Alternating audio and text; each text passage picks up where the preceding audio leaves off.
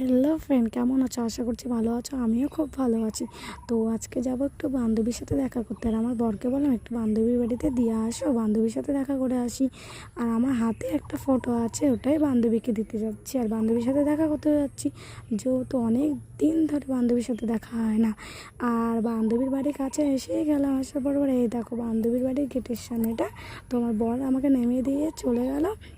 আর আমার বান্ধবী যা লজ্জা পায় ক্যামেরার সামনে, এ দেখো ক্যামেরা দেখে ঘুরে গেল লজ্জাতে। তো ভাবলাম তুই লজ্জা পেলে তো কী হলে, একবার না একবার তোর ফেস আমি দেখাই ছাড়বো ক্যামেরাতে। তারপরে এই তো বান্ধবীর ফটোটা খুলছে, আর খুলে দেখো স্মাইলটা দেখো, লজ্জাতে এতটা হাসছে ও, খুব লজ্জা পেয়ে গেছে। লজ্জা পেয়ে বলছে ছেলে ভাবি আমার জন্য নিয়ে আসলাম না। হ্যাঁ, এটাই আসবে আমাদের জন্য, কয়দিন পরে আমাদের নিউ অতিথি আসবে। তো যা খুশি ফটোটা দেখে। আর দুজনের আমাদের অনেক দিন ধরে দেখা হয় না। আর দুজন মিলে এতক্ষণ ধরে যা আমাদের পুরনো কথাগুলো ছিল, সেগুলো মিলে দুজন মিলে কথা বলছিলাম। আর ওর কদিন পর বেবি হবে। আর এই দেখো আমটা নিয়ে আসছে, আমার বর নিয়ে এসে দিল, বললো খাও তোমরা দুজন মিলে।